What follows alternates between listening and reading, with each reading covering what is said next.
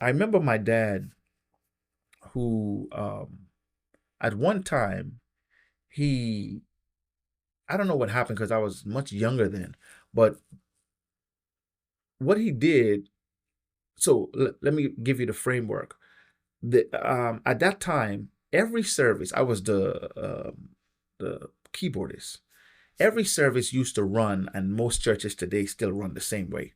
You come in, you have worship, then you might start with prayer first, and then worship, and then a special like somebody dancing or singing or testimonies, and then you have the word, and then you have the response to the word.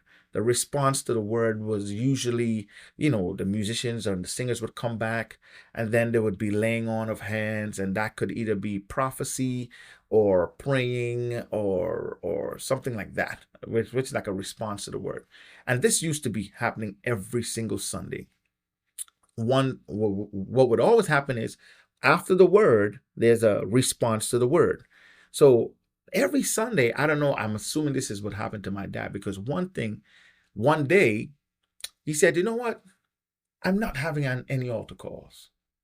And he activated a season, I think it was like almost a year, where he said, I'm not praying, because and he noted that he realized that every Sunday he's praying for the same people.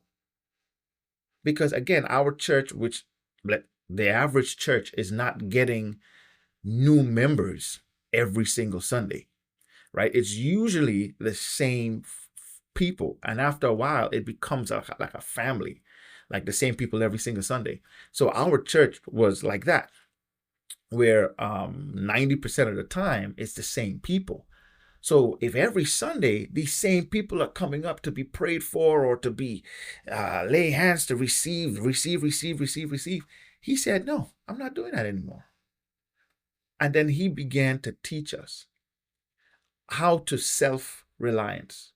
And that was for a year. And he said, and one of the strategies that he did as he was teaching, he said, I'm not going to have altar calls after the message. I'm just going to teach, and then we're going to go home.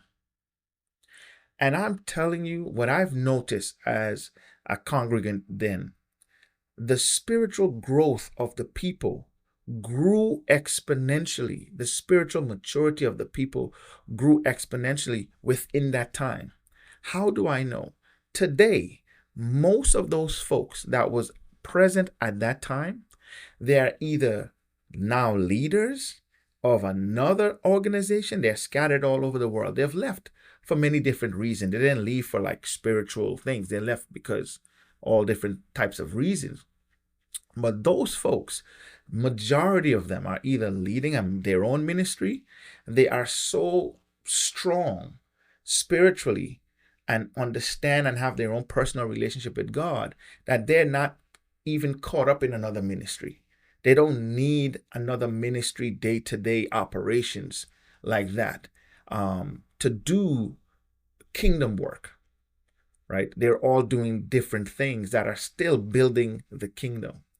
And I believe it's because of that time period where my dad said, I'm not going to just be doing this religious stuff. I got to start training people to not to need me. I got to come to church for the pastor to pray for me. And then after he comes up, he rub the anointing oil. We do all of these semantics, which I believe at one time or the other may be necessary. But you have to watch, Pastor. If this is a weekly thing, you've got to watch and say, this is like the fourth week. And y'all up here again. Let's stop the music. Everybody sit down. Let us talk.